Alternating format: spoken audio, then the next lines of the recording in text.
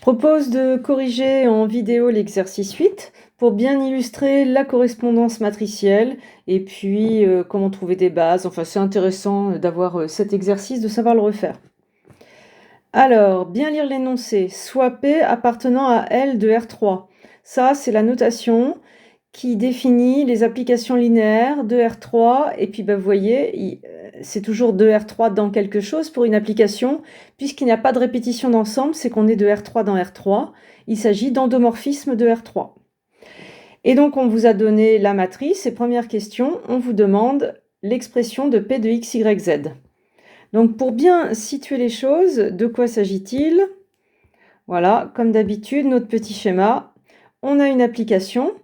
La source de l'application, c'est R3. Et on vous a dit, dans la base canonique, ça veut dire qu'on met une base canonique dans la source. C'est la plus simple. L'arrivée, c'est R3 aussi. Et donc, on a décidé de mettre la base canonique aussi pour l'arrivée. On sait qu'elle est linéaire. Et puis, on vous demande si, voilà, si on baptise x, y, z un triplet à la source, ça va être quoi? La formule de P de x, y, z.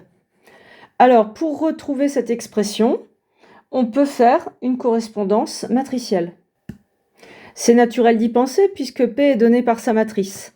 Donc, tout de suite, on décide de faire une correspondance matricielle pour récupérer P de x, y, z. Qu'est-ce qu'on peut faire comme correspondance? Eh bien, P de x, y, z, c'est pas une application. C'est le vecteur image si on a pris le vecteur x, y, z à la source. Donc, P de x, y, z, déjà, prenez bien conscience que c'est pas l'application P. C'est vraiment un vecteur dans l'arrivée, un vecteur image. Et donc, comme tous les vecteurs, eh bien, il lui correspond une matrice colonne. Donc là, pour avoir P de x, y, z, tout naturellement, on va lui faire correspondre sa matrice dans la base d'arrivée, base canonique. J'ai mis des couleurs pour que vous repériez si on est à l'arrivée ou à la source. Comme ça, le jour où ce n'est pas les mêmes, normalement, vous comprenez ce qu'il faut aller chercher. Donc, on s'aide du schéma. P de x, y, z est un vecteur. Il lui correspond sa matrice dans la base canonique de l'usuel dans lequel il vit. Et donc, je répète. P de x, y, z est un vecteur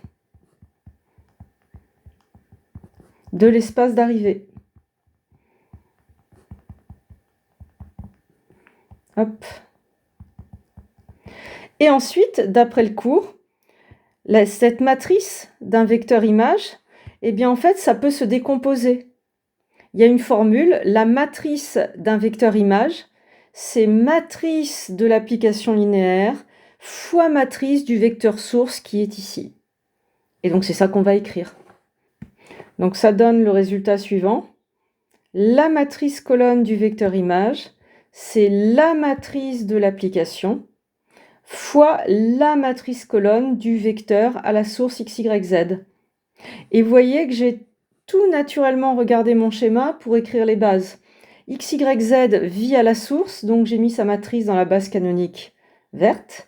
Et la matrice de l'application linéaire P, puisqu'il y a BC vert à la source et BC rouge à l'arrivée, j'ai écrit BC vert, BC rouge.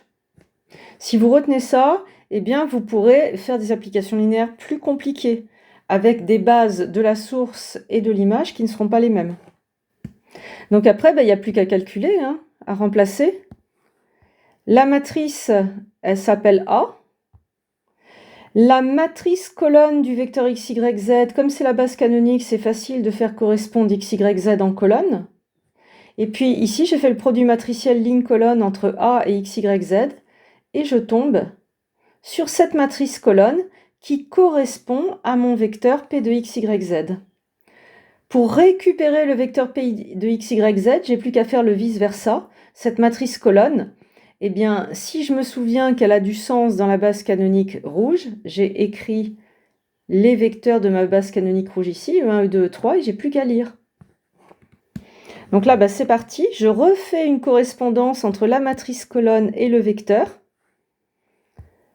Je répète, pour faire cette correspondance, il suffit d'écrire une marge verticale là et de lire. Et donc, on récupère P de x, y, z, qui est bien un vecteur de R3, avec cette formule-là. Et on a répondu à la première question. Ce n'est pas la seule manière de faire. mais celle-ci, bah, je l'aime bien. Je propose à la prochaine vidéo de corriger la question B.